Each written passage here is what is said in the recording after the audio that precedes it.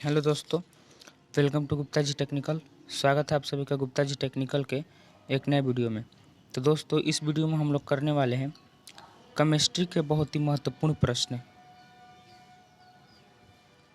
जो कि आपके एंट्रेंस एग्जाम में हर साल पूछे जाते हैं, चाहे आप यूपी पॉलिटेक्निक से हो या फिर बिहार पॉलिटेक्निक से या फिर झारखंड पॉलिटेक्निक से है।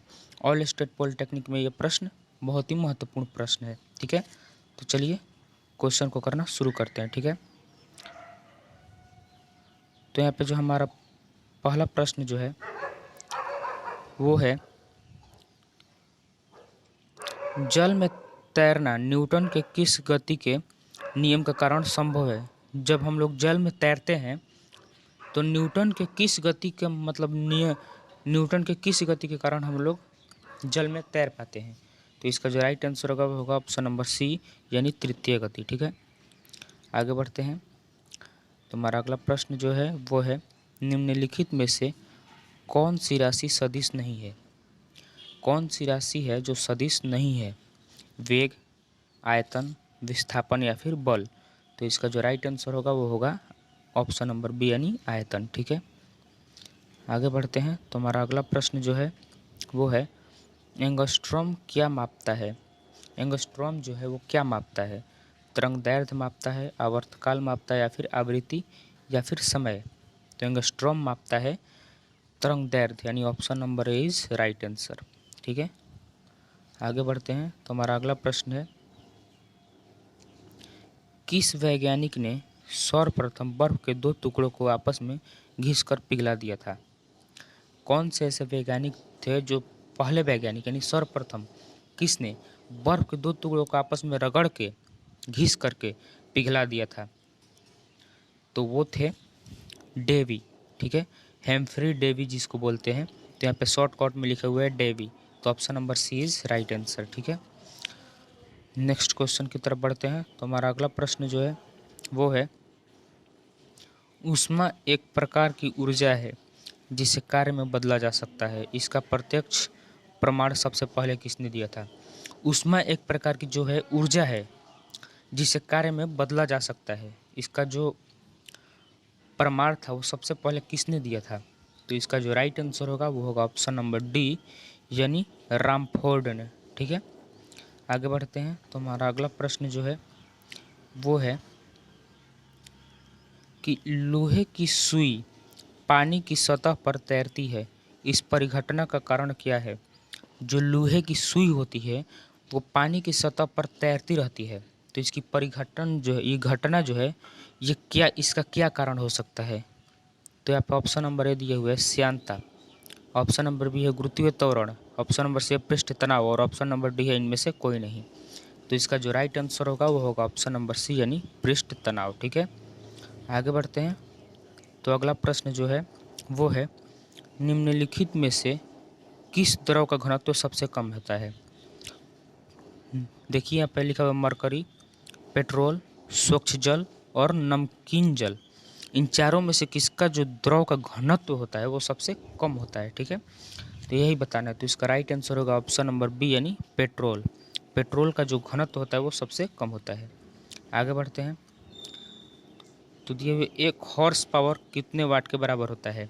देखिए आप हॉर्स पावर लिखा हुआ है, कहीं पे एचपी दे देता है एचपी, कहीं पे अश्व शक्ति भी लिखा होता है। ठीक है,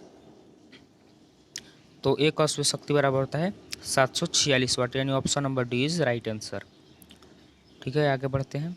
तो हमारा अगला प्रश्न जो है वो है, बर्नौली प्रमेय आधारित है। जो बर्नौली का प्रमेय है वो किस पर आधारित है, यानी बर्नौली थ्योरम।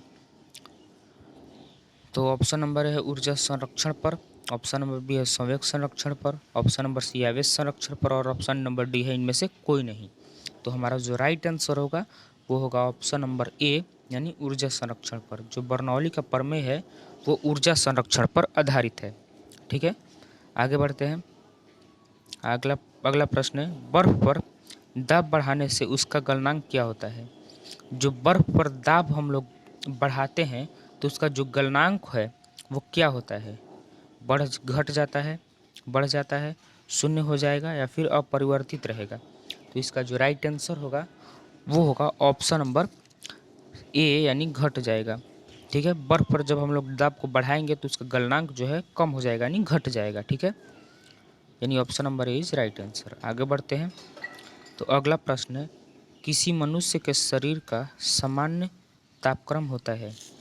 देखिए, किसी भी जो मनुष्य का कोई भी मनुष्य का जो शरीर होता है उसका सामान्य तापमान जो है क्या होता है, ना ही उससे तापमान ना कम ना ज़्यादा, यानी सामान्य तापमान। तो इसका जो राइट आंसर होगा वो होगा ऑप्शन नंबर सी यानी 98 डिग्री। और 98 डिग्री क्या, फ़ारेनहाइट। ठीक है, 98 डिग्री फ़ारेनहाइट, सेल्सियस नहीं। सेल्सियस 98 डिग्री सेल्सियस बहुत ज़्यादा हो जाएगा। 98 डिग्री फ़ारेनहाइट जो है मनुष्य का शरीर का सामान्य तापमान होता है। ठीक है, आगे बढ़ते हैं।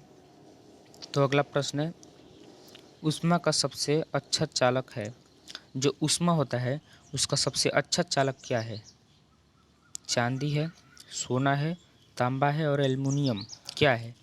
तो ये तो आप लोग सभी जानते होंगे कि ऊष्मा का सबसे अच्छा चालक जो है चांदी है, यानी option number A is right answer.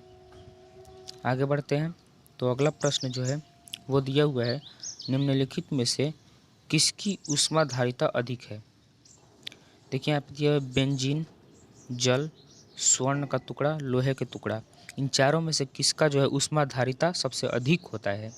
तो इसका जो राइट आंसर होगा वो होगा ऑप्शन नंबर बी यानी जल। जल की जो ऊष्माधारिता होती है वो सबसे अधिक होती है। अगला प्रश्न है, यहाँ पे अगला प्रश्न जो है वो दिए हुए है, निम्नलिखित में से किसके द्वारा अधिक ज्वलक पैदा होता है? देखिए, भाप, गर्म हवा, सूर्य की किरणें और ये सभी, इन चारों में से किसके द्वारा जो है सबसे ज़्यादा ज्वलक पैदा होती है? ठीक है, तो इसका जो राइट आंसर होगा वो होगा ऑप्शन नंबर ए यानी भाप। भाप से सबसे ज़्यादा ज्वलक पैदा होता है। ठीक है, आगे बढ़ते हैं। तो हमारा अगला प्रश्न जो है वो दिया हुआ है, निम्नलिखित में से किसमें सर्वोच्च विशिष्ट ऊष्मा का मान होता है? देखिए यहाँ पे लिखा हुआ है, निम्नलिखित में से किसमें सर्वोच्च विशिष्ट ऊर्जा का मान होता है?